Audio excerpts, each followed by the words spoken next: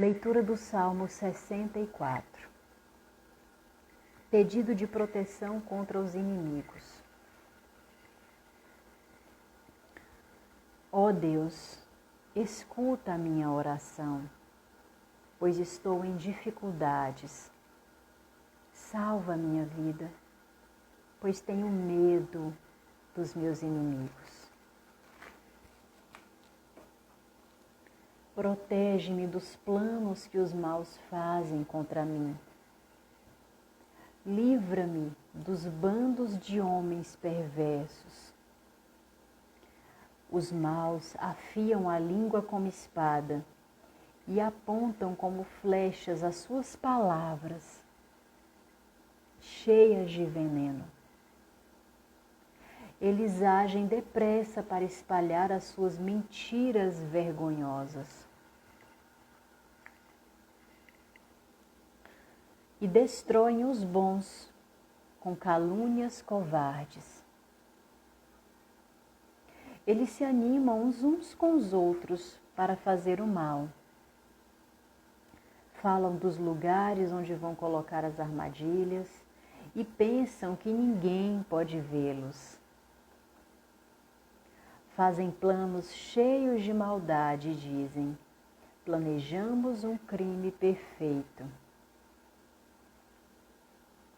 O coração e a mente do ser humano são um mistério. Porém, Deus atirará as suas flechas contra eles e de repente ficarão feridos. Deus os destruirá por causa das suas palavras. Aqueles que os virem balançarão a cabeça, caçoando deles. Então, todas as pessoas ficarão com medo, pensarão no que Deus fez e falarão sobre os seus atos poderosos. A alegria daqueles que obedecem ao Senhor vem dele. É no Senhor que eles encontram segurança. Todos eles lhe darão glória. Palavra do Senhor. Graças a Deus, Senhor, te louvamos por essa palavra, te louvamos por tanta sabedoria. E exatamente esse sentimento que me traz hoje o Salmo 64.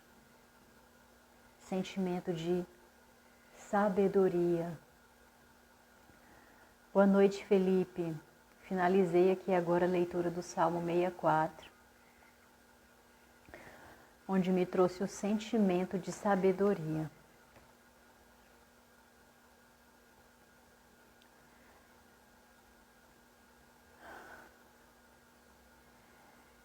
E eu quero começar falando sobre os nossos inimigos. Mais especificamente, eu vou trazer para a primeira pessoa, porque quando eu faço uma meditação,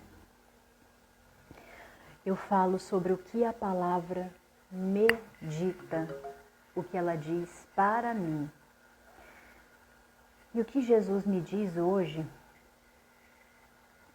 neste salmo, o que ele está enfatizando aqui para mim, é sobre o medo, que é um dos meus inimigos, um dos inimigos da Carol aqui. Estou abrindo para vocês aqui o meu coração, para falar de um dos meus inimigos. E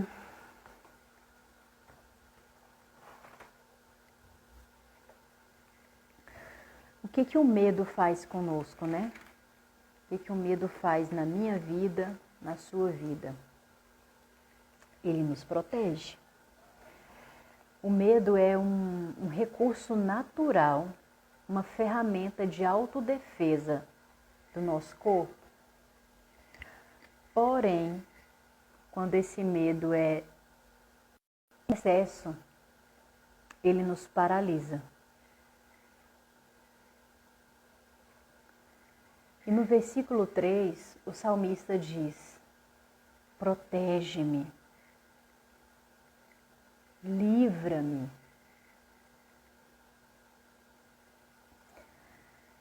Então, tendo consciência de que o meu maior inimigo sou eu mesma,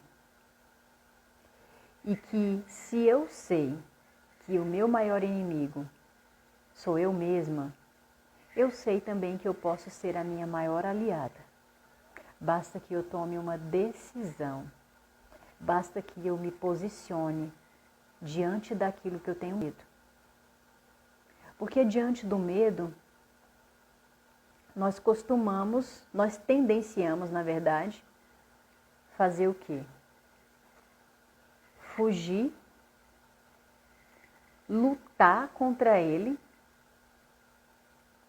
ou enfrentar. Quando eu fujo do medo, aqui eu estou trazendo especificamente o medo, porque é um sentimento tóxico na minha vida. E eu não estou querendo dizer que, ai, nossa, agora vamos ser super corajosos, vamos sair por aí se jogando da ponte. Não, não é isso.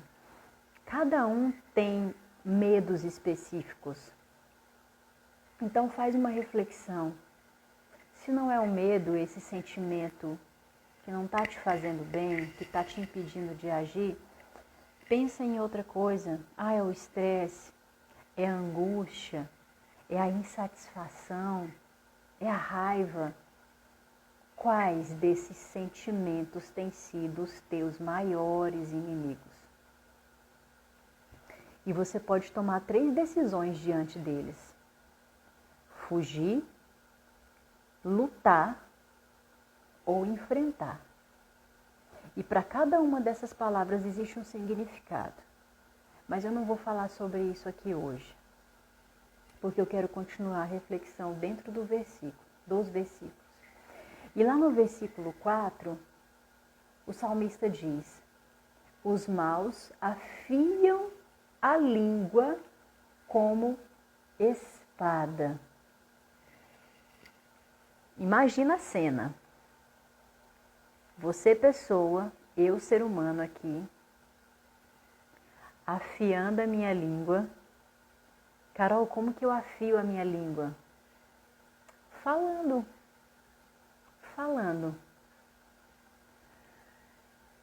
Então eu afio a minha língua como espada e aponto como flecha as minhas palavras. Veja, compreenda o quão poderoso isso é. Mas você pode decidir.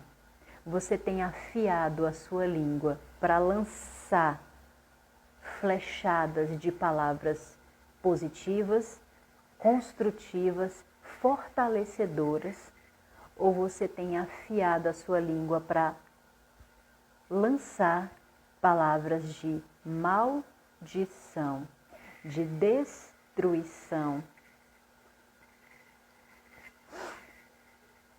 de derrota,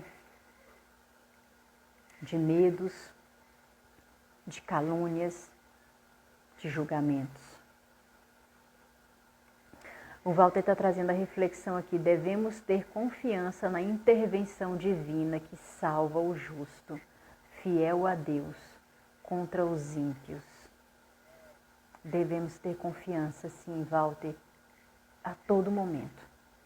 Porque nós estamos o tempo todo sendo tentados a falhar. E nós vamos falhar, porque nós não somos perfeitos. E Deus faz, sim, a intervenção dele. Ele interfere e ele nos salva. Esse é o papel de Deus.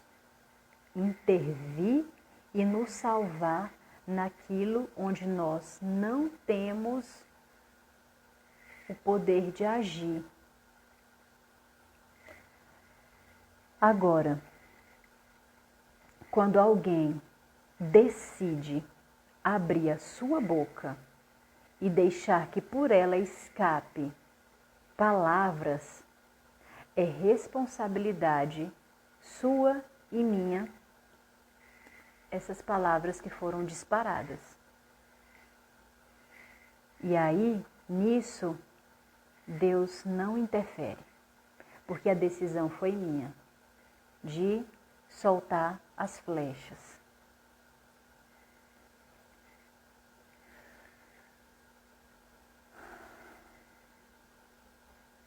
E lá no versículo 7, o que o salmista diz? E que toca muito o meu coração e que eu acredito de verdade.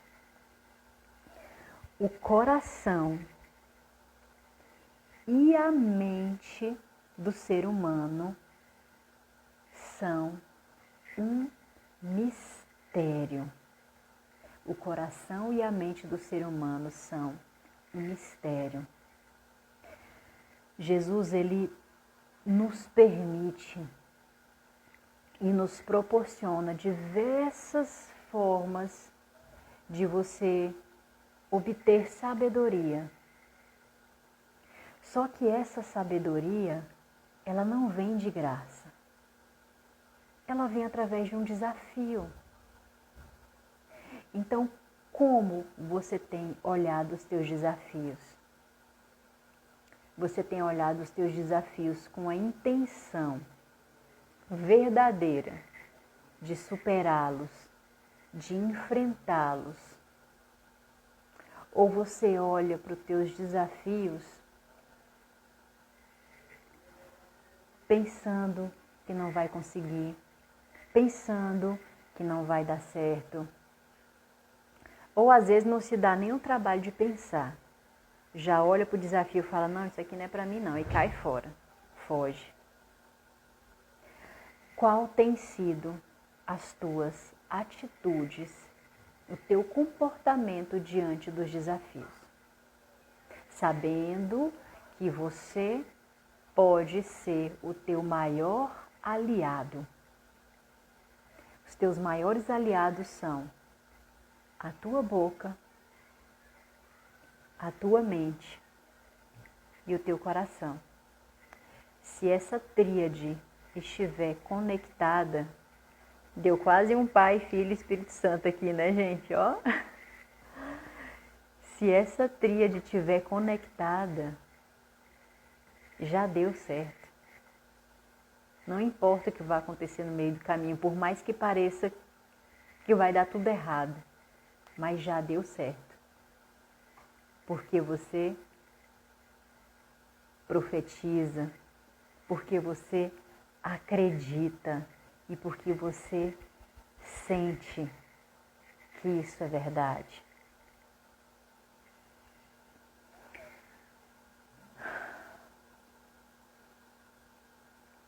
E lá no versículo 10, quando nós nos posicionamos dessa forma diante dos nossos inimigos, e hoje eu decidi partilhar com vocês um dos meus inimigos aqui, que é o medo. Eu decidi trazer o medo. Quando nós nos posicionamos dessa forma diante dos nossos inimigos, o que acontece? Deus faz a parte dele. Aí acontece o extraordinário. Aquilo que não depende mais de você. Você já fez a tua parte.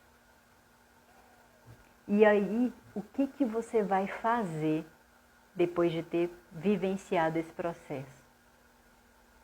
Você vai falar sobre os atos poderosos que Deus fez na tua vida.